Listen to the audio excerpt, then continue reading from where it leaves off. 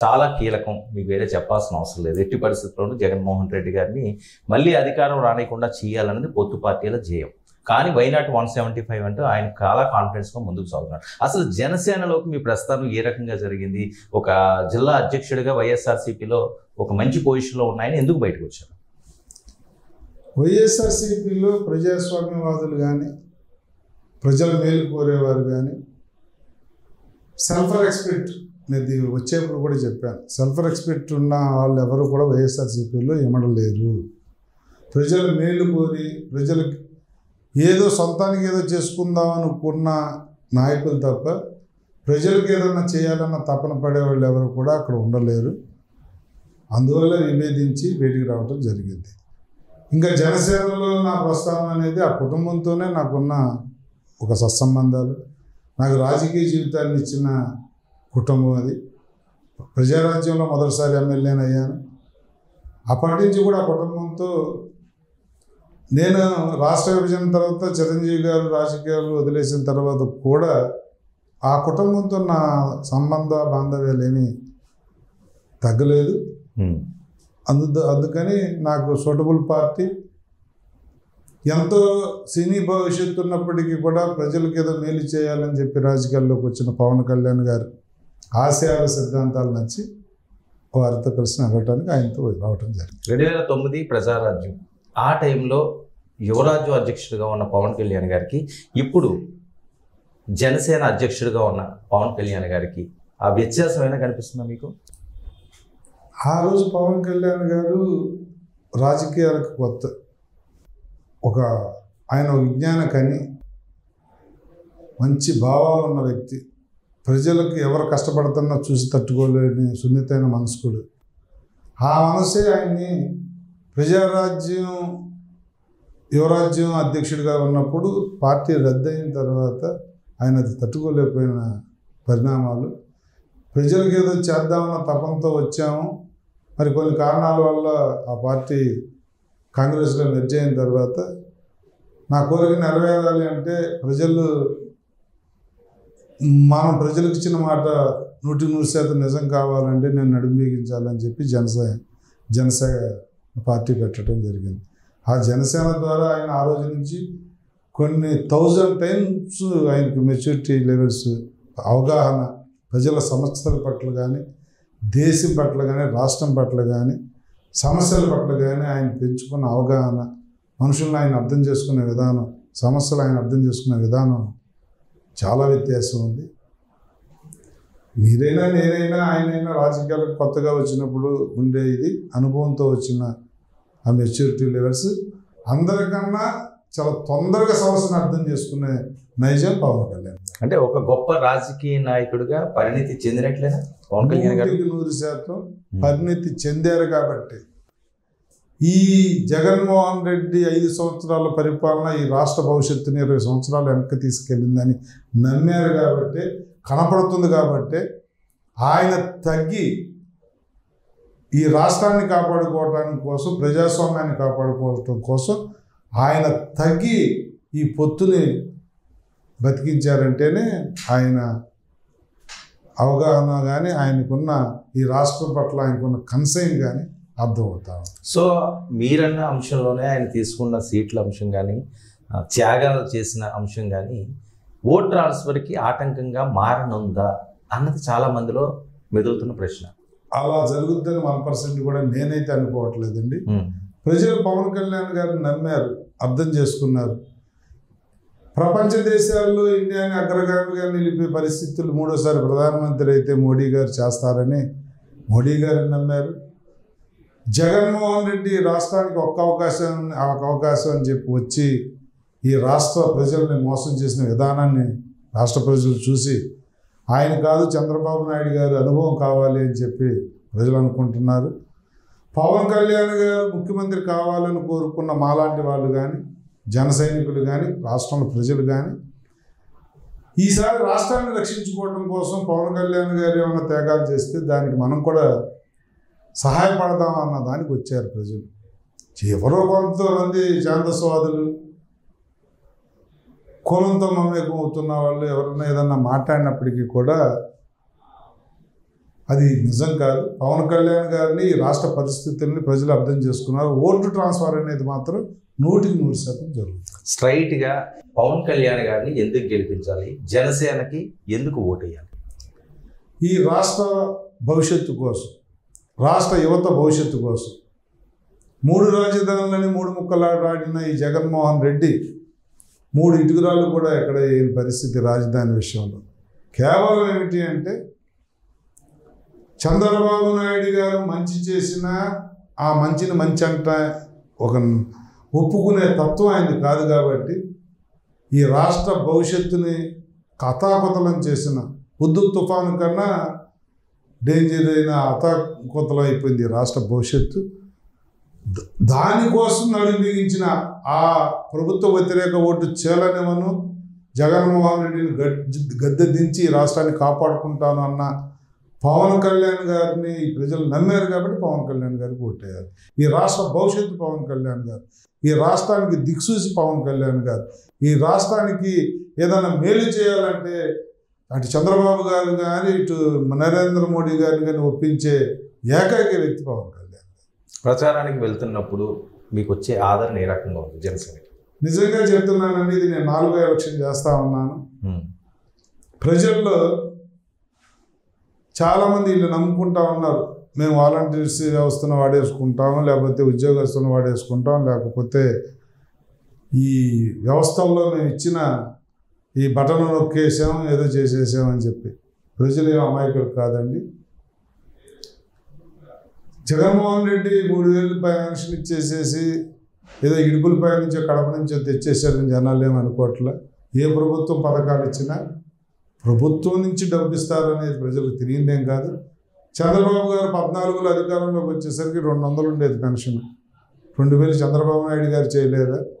NT Ramarao గారు, విశ్వవిఖ్యాత నట సార్వభౌమ డాక్టర్ ఎన్టీ రామారావు గారు పరిపాలన మొదలైన కాంచే కూడు గుడ్డ నీడ అని చెప్పి ఈ స్కీములు కానీ ఇవన్నీ కానీ ₹2 కిలో బియ్యం కానీ, ఉండటానికి ఇల్లు కానీ, పెన్షన్లు కానీ ₹30తో మొదలైంది.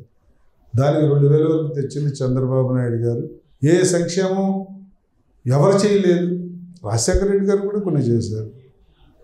అలాగే ఏ సంక్షేమం ఆగలేదు. జగన్మోహన్ రెడ్డి ఒక్కడే ఆయన సొంత డబ్బులతో చేసింది ఏమీ కాదు ఇది. అందుకని ఆయన చేశాడు. 6 సార్లు కరెంటు ఛార్జీలు పెంచాడు, ఇంటి పన్ను పెంచాడు, చెత్త మీద పన్ను వేశాడు, రకరకాలుగా నీటి మీద పన్ను, అన్ని పన్నులు, రిజిస్ట్రేషన్ల మీద కానీ అన్నిటి మీద పన్నులు వేసి నిత్యావసర వస్తువులు రేట్లు పెంచి ప్రజలను నడ్డి వెరగొట్టాడు. ప్రజలకు అది అర్థమైంది.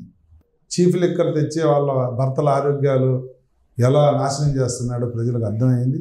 కుడి చేతితో ఏదో ఇస్తున్నానని చెప్పి చేస్తూ ఎడమ చేతితో మొత్తం లాగేస్తున్న విధానం ప్రజలకు అర్థమైంది.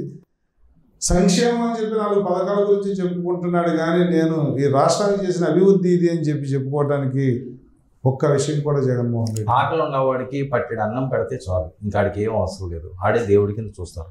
అదే ఈరోజు జగన్మోహన్ రెడ్డి గారు చూస్తున్నాడు, అవే పథకాలు గట్టెక్కిస్తాయని భావిస్తున్నాడు.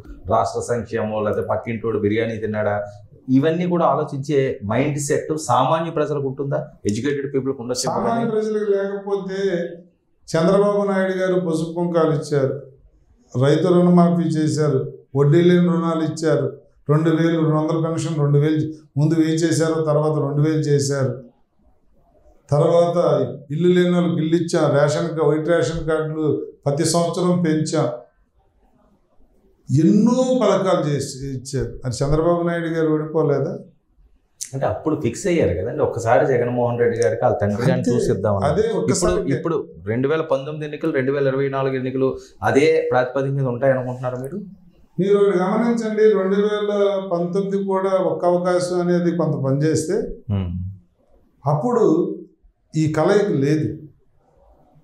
మేము అప్పుడు తెలుగుదేశంలో పోటీ చేశాం, జనసేన వేరే పోటీ చేసింది. నా దగ్గర జనసేన 18,000 ఓట్లు చేర్చడం వల్ల నేను 3,700 ఓట్లతో పోయాను. ఇలాంటివి 57 సీట్లు ఉన్నాయి.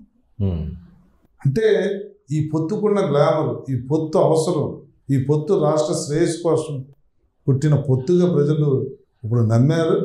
ఎట్టి పరిస్థితుల్లో ఏదో ఆయన చేశానన్న అభివృద్ధి సంక్షేమం అనేది ఆయన ఏం కాపాడలేదు.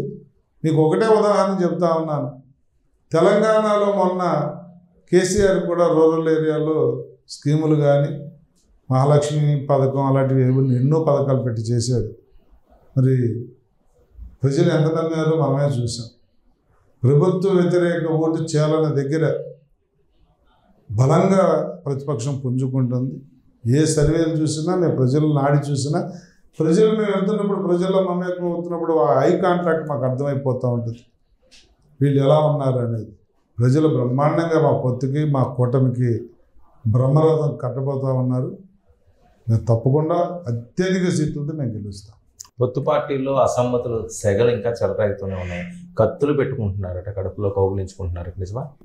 అవన్నీ చాలా ప్రతిపక్షం వాళ్ళ అనుకూల మీడియా కానీ, అనుకూల పేపర్లు, ఛానళ్ళు కానీ వాళ్ళు చేస్తున్న ప్రాపగాండ సోషల్ మీడియాలో అనీజీ అనేది ఎక్కడో చోట కొంత ఉంటుంది, అది సర్దుకుంటుంది. అది కుటుంబ తగువ లాంటిది. ఎక్కడైనా జనసేన అడిగిన చోట జనసేన నాయకుడు పవన్ కళ్యాణ్ గారు సరి చేస్తారు. తెలుగుదేశం ఎక్కడైనా ఇబ్బంది పడుతున్న దగ్గర చంద్రబాబు నాయుడు గారు సరి చేస్తారు. ఇంకా మాకు 4 రోజులు టైం ఉంది. వారం రోజుల్లో ఇవన్నీ సర్దుమరిగి అందరూ అన్నదమ్ముల్లాగా మేము పనిచేసుకోవటం ఖాయం. ఎవరికి సీట్ రాని వాళ్ళు తక్కువ కాదు. వాళ్ళకు చూడాల్సిన రీతిన, వాళ్ళని గౌరవించాల్సిన రీతిన ఈ పెద్దలందరూ గౌరవించుకుంటారు.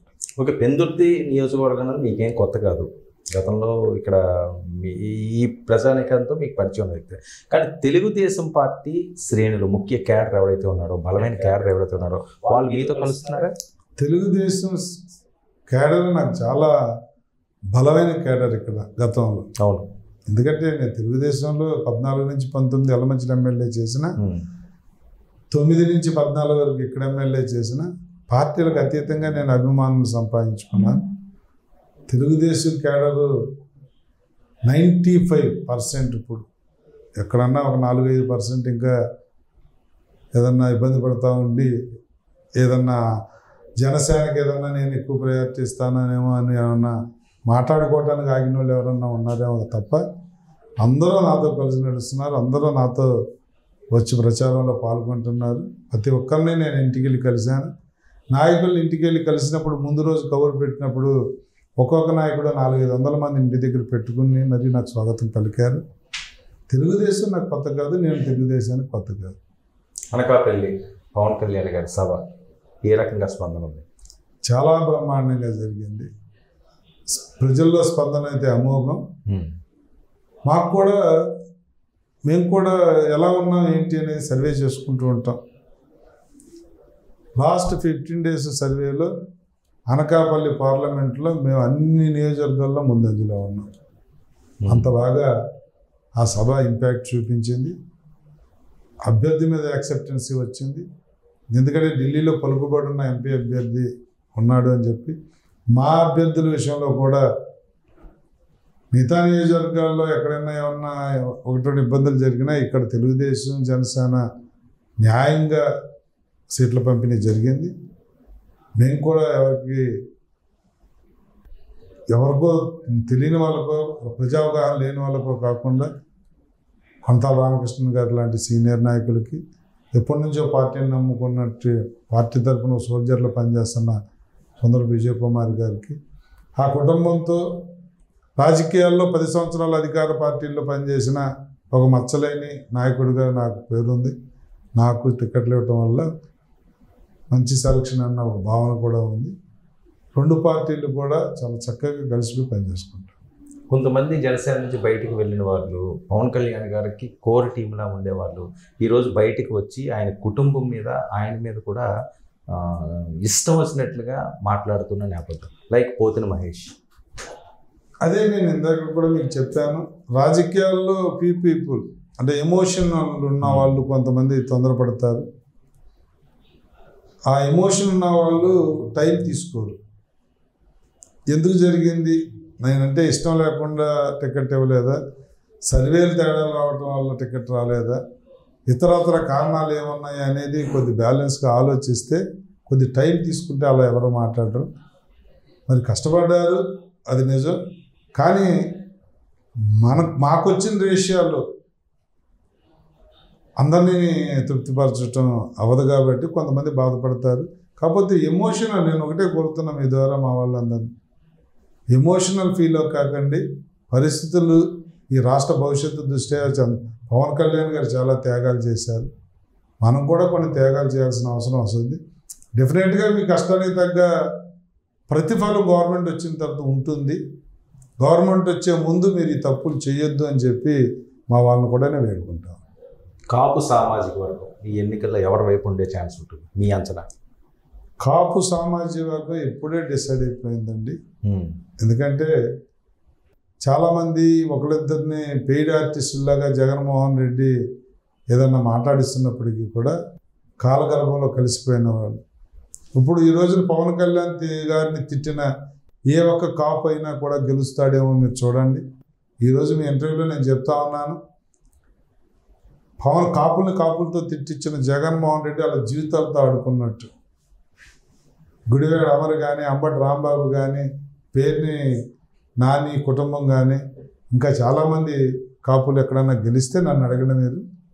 కాపులందరూ మాకు నాయకత్వం కావాలని కోరుకుంటున్న రోజులు ఇవి. తప్పకుండా కాపులందరూ కూడా పవన్ కళ్యాణ్ గారిని ఆదరిస్తారు. పవన్ కళ్యాణ్ గారు ఎవరికి చెప్తే వాళ్ళకి ఓట్లు వేయడానికి కాపు జాతి సిద్ధంగా. కాపు పెద్ద ఉద్యమ నేత ముద్రగడ పద్మనాభం గారు పవన్ కళ్యాణ్కి సవాలు విసురుతున్నారు, అంతు చూస్తానంటున్నారు. సాధ్యమా పిఠాపురంలో? అంటే నేను ఆయన్ని ఏమి అనను కానీ, ఎందుకంటే ఆయన కూడా ఒక కాపు నేతగా కొన్ని పనులు కొన్ని కార్యక్రమాలు చేశాడు, ఆరోగ్యం పనంగా పెట్టి. అసలు ఆయన ఎక్కడ సక్సెస్ అయ్యాడు, జాతిని ఎక్కడ ముందుకు తీసుకెళ్ళి ఎక్కడ కంప్లీట్ చేశాడు, ఏ ఉద్యమాన్న ఒకసారి నేను మీ ద్వారా ఆయన అడుగుతా ఉన్నా. పవన్ కళ్యాణ్ గారు జగ్గంపేట నడిబొడ్డిన లాస్ట్ ఎలక్షన్ ప్రచారంలో కాపు రిజర్వేషన్ చంద్రబాబు ఇచ్చిన 6% నేను వచ్చిన తర్వాత అమలు చేయను అంటే ఈ 5 సంవత్సరాలు ఆ విషయం ఎక్కడన్నా ముద్రగడ పద్మనాభం గారు మాట్లాడారా? కాపు విదేశీ విద్య, కాపు కార్పొరేషన్కి చంద్రబాబు గారు ఇచ్చిన నిధులు జగన్మోహన్ రెడ్డి ఇవ్వకపోతే 5 సంవత్సరాల నుంచి ముద్రగడ గారు కనపడలేదా? ముద్రగడ గారు కొంతమంది వ్యక్తులు ఉద్దేశించే ఉద్యమ నేత కానీ కాపులను వెనకేసుకొచ్చి కాపుల కోసం పోరాడిన ఉద్యమ నేతగా మిగలాలని ఆయనే అనుకోవట్లేదు. మేము అనుకున్నాం ఆయన ఉద్యమ నేతగా కాపుల్ని ప్రొటెస్ట్ చేస్తాడేమని. అసలు ఏ ఉద్యమం కంప్లీట్ చేశాడండి ఆయన? మొదలు పెట్టడం, ఏదన్నా మధ్యలో ఏదన్నా జరగటం, ఆయనకు అనుకూలంగా ఏదన్నా మాటలు జరగటం, ఆయన ఆపేయటం. విజయభాస్కర్ రెడ్డి గారి దగ్గర నుంచి ఆయన ఉద్యమం దగ్గర నేను చూస్తూ ఉన్నా. ఇప్పుడు వరకు ఏ ఉద్యమాన్ని ఆయన ఏది సాధించి క్లోజ్ చేశాడో ఒకసారి ప్రజలకు చెప్పమనండి. పవన్ కళ్యాణ్ గారి సంగతి ఆయన తర్వాత చూస్తాడు. ముద్రగడ పద్మనాభం లాంటి నాయకులు భుజం మీద గన్ పెట్టి కాపులు కాల్పిస్తూ ఉన్నాడు జగన్మోహన్ రెడ్డి. మరి ఈయన ఉద్యమ నేత, కాపు నేత, కాపు పక్షపాతి, కాపు శ్రేయస్సు కోరుకున్నవాడైతే నేను నిజాయితీగా ఆయన ఒకటే క్వశ్చన్ అడుగుతున్నాను. కాపు జాతికి నువ్వు ఏంటి చేసి, ఏది మొదలుపెట్టి, ఏది కంప్లీట్ చేసి, ఏ బెనిఫిట్ ఇచ్చావో ఒకసారి చెప్పి అప్పుడు పవన్ కళ్యాణ్ గారి గురించి మాట్లాడమని కోరుతా. ఎందుకు ముద్రగడ గారికి మెగా ఫ్యామిలీ అంటే అంత కోపం అండి? ముద్రగడ గారికి ఆయన తప్ప, ఆయన చెప్పింది తప్ప ఎదుటి వాళ్ళు చెప్పే గుణం ఎప్పుడు లేదండి. ముద్రగడ గారికి ఏంటంటే ఆయన మోనార్క్, నేనే చెప్తాను, నేను చెప్పిందే వినాలనే తత్వం అయింది. ఇంటికి వస్తానన్నారు, రాలేదంటాడు, లేదా మాట్లాడుతున్నానని మాట్లాడటం లేదంటారు. ఒక సెలబ్రిటీ, ఒక పార్టీ అధ్యక్షుడు, ఈ జాతి గర్వించదగ్గ స్థాయిలో ఉన్న వ్యక్తి కాస్త ఓర్పు సహనం మీకు కూడా ఉండొద్దా? వస్తానన్న టైంకి వెళ్ళలేకపోయినా, లేకపోతే ఎందుకు ఆగారో ఏమిటో అనే ఆలోచన విధానం లేకుండా పవన్ కళ్యాణ్ గారు ఒక కాపుల పార్టీ అని కాదు, కాపుల నాయకుడు కాదు, ఆయన ఒక రాజకీయ నాయకుడు, పార్టీ పెట్టాడు. నువ్వు కాపు ఉద్యమ నాయకుడిని, కాపుల కోసం నేను నడుం కట్టాను అన్నామేమో నువ్వు రాజకీయ పార్టీలోకి వెళ్ళిపోవచ్చు. ఆయన మాత్రం కాపులు ఇళ్ళకి వచ్చి కాపులతోనే మాట్లాడాలా, నీ నాయకత్వంలో నీకు ఏదో చేయాలనుకుంటే అది కరెక్ట్ ఎలా అవుతుందని చెప్పి నేను అడుగుతా ఉన్నాను. నువ్వు కాపుల కోసం మాట్లాడే వ్యక్తి, నువ్వు కాపులకు ద్రోహం చేసే పార్టీలో నువ్వు వెళ్ళిపోవచ్చు. మరి ఇవన్నీ ఆయన కూడా సమాధానం చెప్పాలి. పవన్ కళ్యాణ్ గారిని మెగా ఫ్యామిలీని అనే ముందు ఆయన కూడా కాపు జాతికి కానీ ప్రజలకు కానీ సమాధానం చెప్పాలి. ముద్రగడ గారి ఎఫెక్ట్ పిఠాపురంలో ఉంటుందా మీ అంచనా? ఒక్క పైసా నయ పైసా నామం కూడా ఆయన ఎఫెక్ట్ ఏమి ఉండదు. ఒక్క ఓటు కూడా ఆయన ప్రభావితం చేయలేడు. లక్షల ఓట్లు, లక్షల పైన ఓట్ల మెజార్టీతో పవన్ కళ్యాణ్ గారు పిఠాపురంలో గెలవబోతా ఉన్నారు. ఆయన గెలుపు ఎవరు ఈ పార్టీలు కానీ జగన్మోహన్ రెడ్డి దాన్ని ఎంత పర్సనల్గా తీసుకున్నా, ముద్రగడ గారు ఎంత నోరు గొంతు చించుకున్నా కూడా దాన్ని ఆపే శక్తి ఎవరికి లేదు. ప్రజలు ఫిక్స్ అయిపోయారు. గతంలో జరిగిన తప్పుల నుంచి ప్రజలు చాలా నేర్చుకున్నారు. పవన్ కళ్యాణ్ గారిని కానీ పవన్ కళ్యాణ్ గారు పెట్టిన అభ్యర్థులు కానీ ఓడించడం ఎవరి తరం కాదు. వంగా గీత గారిని ఓడించడం పవన్ కళ్యాణ్ తరం కాదు, మేము గెలిపిస్తామని చెప్తున్నట్టు. వంగా గీత గారు మీతో జర్నీ చేసినప్పుడే ప్రజారాజ్యం పార్టీలోనే ఫైట్ ఉండదా? ఇండిపెండెంట్గా పోటీ చేసిన వ్యక్తి కూడా ఇంట్లో ఉన్న 10 ఓట్లు వేయించుకోలేనివాడు కూడా నేను గెలుస్తానని చెప్పి ఎలక్షన్లో ప్రచారం చేస్తూ ఉంటారు.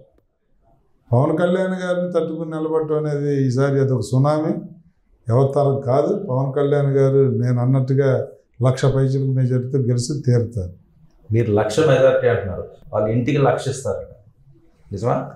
ఇంటికి 1,00,000 ఇచ్చినా కూడా ఇంటికి 1,00,000 తీసుకుని ఓటు మాత్రం పవన్ కళ్యాణ్ గారికి వేస్తారు. ఎందుకంటే పవన్ కళ్యాణ్ గారు అంటే ప్రేమ, పవన్ కళ్యాణ్ గారి నిజాయితీ మీద, చిత్తశుద్ధి మీద ఈ రాష్ట్రంలో నమ్మకం పెరిగిందండి.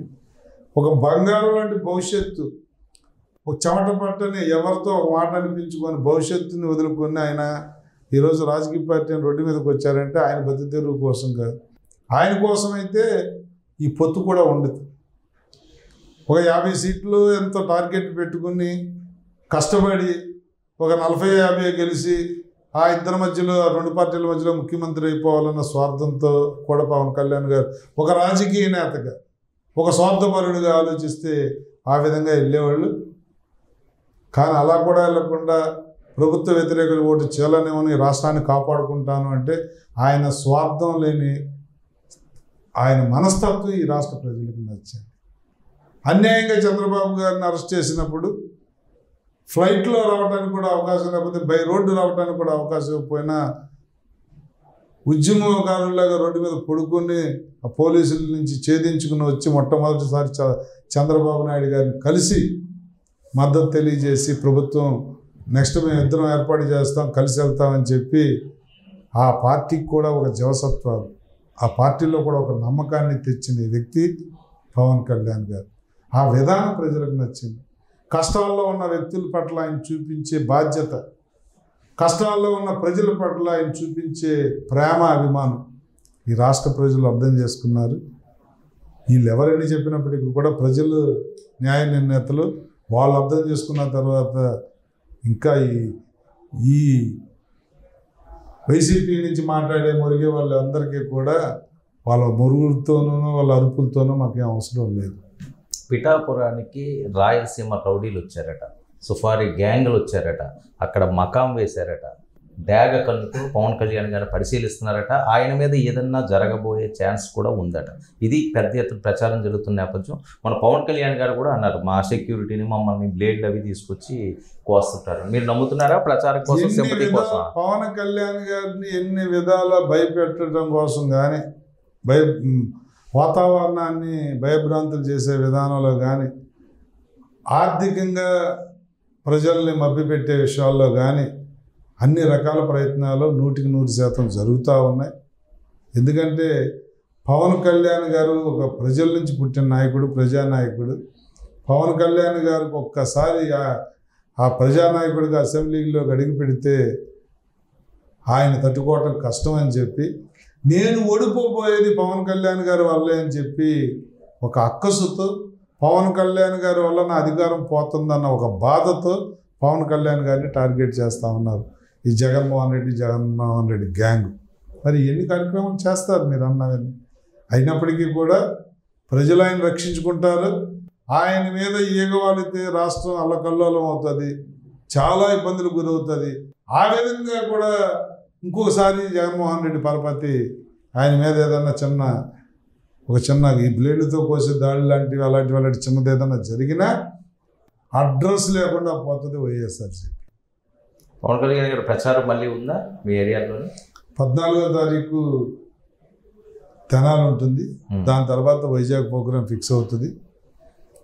వరుసనే 2-3 రోజులు ఇక్కడ ఉండి ఒక 5-6 నియోజకవర్గాలు తెనాలి పెట్టినట్టున్నారు కదా, మళ్ళీ చెప్పడతారా? అవ్వలేదు. ఓకే, ఈయన హెల్త్ ప్రాబ్లం అనేది అనకాపల్లి నుంచి వెళ్ళిపోయారు. Viral fever. ఎలమంచిలో కూడా ఒకటి ఉంది కదా, ఎలమంచిలి, నెల్లిమర్ల, సౌత్, పెందుర్తి, ఇది జనసేన సీట్లు. ఇవి కాకుండా తెలుగుదేశం పార్టీ నుంచి కూడా వాళ్ళ కోరిక మేరకు వాళ్ళు రోడ్ మ్యాప్ ఇస్తారు. అర్బన్ కూడా నాకు తెలిసి ఓ రోడ్ షో లాంటిది, అన్ని నియోజకవర్గాలు కలిపి రోడ్ షో లాగా కూడా విశాఖ పార్లమెంట్ కూడా ప్రచారం ఉంటుంది. రూరల్లో కూడా వాళ్ళు ఎక్కడన్నా కాస్త ఇబ్బంది పడుతున్న చోట ఏదన్నా ఉంటే అక్కడ కూడా పవన్ కళ్యాణ్ గారు తీసుకెళ్తారు. నియోజకవర్గానికి ఇప్పటికే అధికార పార్టీ నుంచి పెద్ద ఎత్తున డంప్ అయింది డబ్బులు. ఒకరు 15 అంటారు, ఒకరు 20 అంటారు, ఒకరు 30 అంటారు. నిజమా? నాకు తెలిసి అంటే ప్రజలు అనుకునే మాట మీరు అడుగుతున్న మాట నేను విన్నాను. ఫస్ట్ స్పెల్ అని చెప్పేసి నియోజకవర్గానికి 20 చొప్పున వెళ్ళి అని చెప్పి మా కార్యకర్తలు వాళ్ళు వచ్చి అంటా ఉంటే నేను విన్నాను. 175x20 అనేది ఫస్ట్ పంపించారు, మొదటి విడత అని. ఆ తర్వాత కూడా ఇంకా ఏదో పంపించబోతా ఉన్నారని. ఎంత పంపించినా ఏం చేసినా మీకు ఒకటేనండి, ప్రజాస్వామ్యంలో ప్రజల్లో మార్పు వస్తే ఇవన్నీ ఎక్కడ ఆగే విషయాలు కాదు. ప్రజలు ఒకసారి దించాలని ఫిక్స్ అయిపోయిన తర్వాత వాళ్ళ దగ్గర తీసుకుంటారు, మాకు కొట్టేస్తారు. మీ బడ్జెట్ ఎంత? మేము పవన్ కళ్యాణ్ గారు సిద్ధాంతాలు, ఆశయాలు మేము ఎలక్షన్లో మనసు గెలుచుకోవాలి కానీ వాళ్ళ ఇలాంటి టెంపరీ ఇష్యూస్ మీద మేము బేస్ ఎలక్షన్ చేయకూడదు అనేదే మా సిద్ధాంతం. ఎట్టి పరిస్థితుల్లో మేము ఆ విధంగా వెళ్ళాం. మేము గెలిస్తే ప్రజలకు ఏం చేస్తామో అది మాత్రం పూర్తిగా ప్రజలను నమ్మించడానికి, ప్రజల జీవితాల్లో ఆ వెలుగులు తీసుకురావడానికి మేము వస్తే ఏం చేస్తామని చెప్పడం తప్ప ముందు చేసేది మేమైతే ఏముండదు. 4 ఎలక్షన్లు చూస్తున్నారు మీరు. ఓటు లేకుండా, నోటు లేకుండా ఓటు వస్తుందా? డెఫినెట్గా వస్తుంది. ఎందుకంటే అధికార పార్టీ మీద వ్యతిరేకత వస్తే నోటుతో అవసరం లేదు, అది జరగబోతా ఉంది. ఓకే, పెందుర్తి ప్రజలకి పంచికల్ రమేష్ బాబు గారు ఏం చెప్పాలనుకుంటున్నారు? గతంలో 5 సంవత్సరాలు పెందుర్తి ప్రజలకి నేను చేసిన కార్యక్రమాలు చాలా ఉన్నాయి. సభవరంలో లా యూనివర్సిటీ నేనే తెచ్చా. అది భీమునిపట్నం వెళ్ళిపోతున్న మార్పు కూడా అడ్డుకుని రాజీనామా చేస్తానని కూడా ముఖ్యమంత్రి కిరణ్ కుమార్ రెడ్డి గారితో వాదించి నిలుపుకున్న లా యూనివర్సిటీ, ఇంటర్నేషనల్ లా యూనివర్సిటీ, అది నా అకౌంట్. మారిటైమ్ యూనివర్సిటీ వంగల గ్రామంలో ప్రభుత్వ భూమి మీద ఉన్న రైతులందరికీ కూడా అక్కడ యూనివర్సిటీ తెస్తామని చెప్పి అందరికీ కూడా న్యాయమైన ప్యాకేజీ ఇప్పించి, ప్యాకేజీ ఎప్పుడైనా కూడా స్థలం హ్యాండ్ ఓవర్ చేసుకున్న తర్వాత ఇచ్చేదానికి కూడా ఒప్పుకోకుండా ముందే ప్యాకేజీ ఇప్పించి ల్యాండ్ ఖాళీ చేయించి వాళ్ళు కోరినంత ఇప్పించి అక్కడ మారిటైమ్ యూనివర్సిటీ ప్లానింగ్ చేశాం. తర్వాత పూర్తయింది. పాలిటెక్నిక్ కాలేజీ పెందుర్తిలో 294 నియోజకవర్గాల్లో కిరణ్ కుమార్ రెడ్డి ముఖ్యమంత్రి నియోజకవర్గానికి, బొత్స పిసిసి అధ్యక్షుడు బొత్స సత్యనారాయణ గారి చీపురుపల్లి నియోజకవర్గానికి, 3వది పంచకర్ల రమేష్ పెందుర్తి నియోజకవర్గానికి 3 ఇస్తే 3 పాలిటెక్నిక్ కాలేజీ నాదొకటి పెందుర్తిలో దాన్ని నిర్మించా. జూనియర్ కాలేజీని డిగ్రీ కాలేజ్ చేశా. మదీనాబాగ్ దగ్గర వక్ బోర్డులో 5 ఎకరాల భూమి తీసుకుని ఒక డిగ్రీ కాలేజీ ముస్లిమ్స్ కోసమే నిర్మించా. హిందూజ పవర్ ప్లాంట్ అక్కడ కుర్చీ వేసుకుని అప్పుడు శ్రీకాకుళం ఉద్యమం వచ్చి ఆపించినా కూడా ఇక్కడ ఆగకుండా అక్కడ కూర్చుని మరి పవర్ ప్లాంట్ నిర్మాణం చేయించే. నాకంటూ చెప్పుకోవటానికి ఇలాంటి పెద్దవి అనేక ప్రాజెక్టులు ఉన్నాయి. ఎన్టీపీసీలో నా ముందు నా తర్వాత కూడా ఎవరు వేయించలేనన్ని ఉద్యోగాలు వేయించా. పర్మనెంట్ ఉద్యోగాలు, మెయింటెనెన్స్ ఉద్యోగాలు. పంచగ్రామాల సమస్య పూర్తి చేస్తామనుకునే టైంలో కోర్టు కేసులు ఉండటం వల్ల అది ఆఖరి సంవత్సరం రాష్ట్ర విభజనకు వెళ్ళిపోవటం వల్ల అదొకటి పెండింగ్లో ఉంది.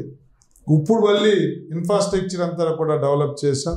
బీఆర్టీఎస్ రోడ్డు తగ్గులోనే తెచ్చి బీఆర్టీఎస్ రోడ్డు వేయించాం అప్పుడు నా టైంలోనే. ఇప్పుడు మళ్ళీ నేను వస్తే నా ప్రయారిటీస్ పంచగ్రామాల సమస్య పూర్తిగా మొదటి సంవత్సరంలోనే ప్రజలు కోరుకునే విధంగా దాన్ని తీర్చే, దేవస్థానానికి భూమికి భూమి ఇచ్చే విషయం కూడా చంద్రబాబు నాయుడు గారు తెచ్చారు. ఈ 5 సంవత్సరాలు వీళ్ళు ఏం చేశారో నాకు తెలియదు, కానీ ఆ సమస్య పూర్తికాల. మొదటి సంవత్సరమే పంచగ్రామాల సమస్య రైతులకి న్యాయం చేస్తాం, హౌస్ హోల్డర్స్కి. అలాగే ఏదైతే ఫార్మాసిటీలో తాడి ఆ చుట్టుపక్కల పొల్యూషన్ బారిన పడిన గ్రామాల తరలింపు ఉందో అవన్నీ కూడా మొదటి సంవత్సరంలోనే తరలించి మంచి మంచి వాళ్ళు కోరుకున్న చోట కాలనీలు ఇస్తాం. అలాగే ఉద్యోగ ఉపాధి అవకాశాలు ఫార్మా కంపెనీల్లో కానీ, SEZలో కానీ, హిందూజా కానీ, NTPC కానీ, ఎక్కడ ఇండస్ట్రీ ఉందో అక్కడ స్థానికులకు ఉద్యోగాల్లో ప్రయారిటీ ఇచ్చే కార్యక్రమాన్ని కూడా పెద్ద ఎత్తున తీసుకుంటాం. ఇంకా రమేష్ గారు, సీఎం రమేష్ గారు ఎంపీ అయితే ఆయన బీజేపీ నుంచి అవుతారు కాబట్టి ఆయన పరపతితో పొల్యూషన్ లేని ఇండస్ట్రీస్ సబ్బవరానికి పెందుర్తికి కూడా కొన్ని తెచ్చి స్థానికులకు ఉద్యోగ ఉపాధి అవకాశాలు కలిగిస్తాం. ఎన్టీఆర్ సుజల స్రవంతి ఏదైతే ఆగిపోయిందో 1200 కోట్లు చంద్రబాబు నాయుడు గారు శాంక్షన్ కూడా ఇచ్చిన తర్వాత వీళ్ళు వచ్చిన తర్వాత 12 రూపాయలు కూడా దాని పని మొదలెట్ల యుద్ధ ప్రాతిపదిక మీద 5 నియోజకవర్గాలకు రైతులకి లక్షలాది ఎకరాలు సాగులోకి వచ్చే ఆ కార్యక్రమం చేస్తాం. రోడ్లు కానీ, డ్రైన్లు కానీ, పంచాయతీ భవనాలు కానీ, కళ్యాణ మండపాలు కానీ, కమ్యూనిటీ హాల్ కానీ, శ్మశాన వాటికల ఆధునీకరణ కానీ, ఇలా అన్నీ కూడా ఏ ప్రాంతానికి ఏది ప్రజలు కోరుకుంటున్నారో అవన్నీ కూడా రాష్ట్ర కేంద్ర ప్రభుత్వాల నుంచి నిధులు తెచ్చి చేస్తాం.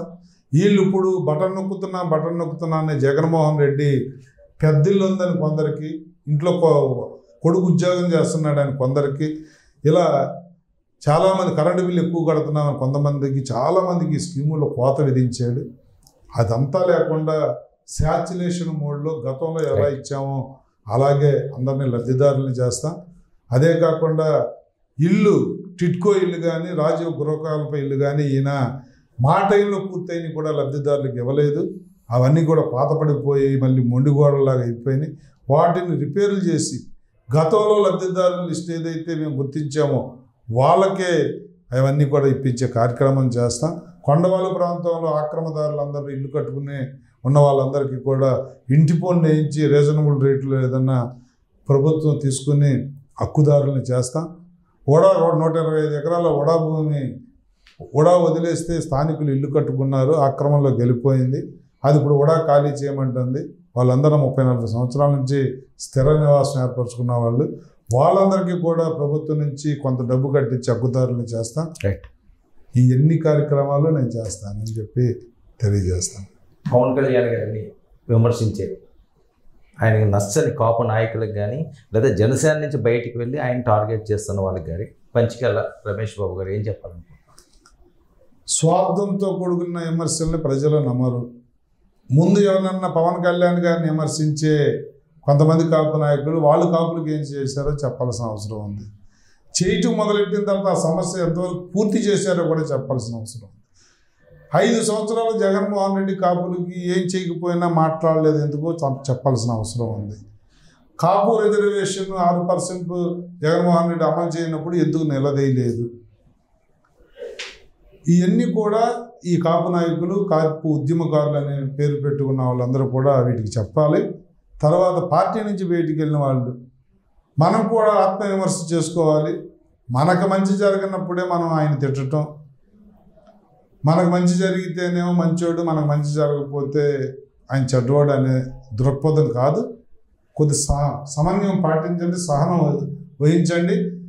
మీ కష్టాలు, మీరు పడ్డ పార్టీకి మీరు చేసిన సేవను ఆయన గుర్తించి తప్పకుండా న్యాయం చేస్తాడు తప్ప సీటు రాని వాళ్ళు తిట్టడం వల్ల, సీటు రాకపోవటం వల్లే తిడుతున్నాడు అన్న మెసేజ్ బయటికి వెళ్తారు తప్ప మీ విలువలు పెరగవు. దయచేసి దాన్ని అర్థం చేసుకోమని చెప్పి మా సోదరులు కోరుతాం. పవన్ కళ్యాణ్ మీద దాడి చేయడానికి కానీ, ఏమైనా కుట్రలు కానీ పన్నే ఆలోచనలు ఉన్నవారికి ఏం చెప్తారు? పవన్ కళ్యాణ్ అనేవాడు ఒక శక్తి, ఒక వ్యక్తి కాదండి. ఆయన ఒక శక్తి, ఒక ఉద్యమం. ఆయన మీద ఏగవాడితే ఈ రాష్ట్ర ప్రజలు ఎవరు చూస్తూ ఊరుకోరు. మీకు ఒకటే నేను చెప్తా ఉన్నాను, ఈ మాత్రం బతుకు కూడా రాజకీయంగా మీకు ఉండకూడదు అనుకుంటేనే పవన్ కళ్యాణ్ గారి గురించి అలాంటి ఆలోచనలు చేయండి.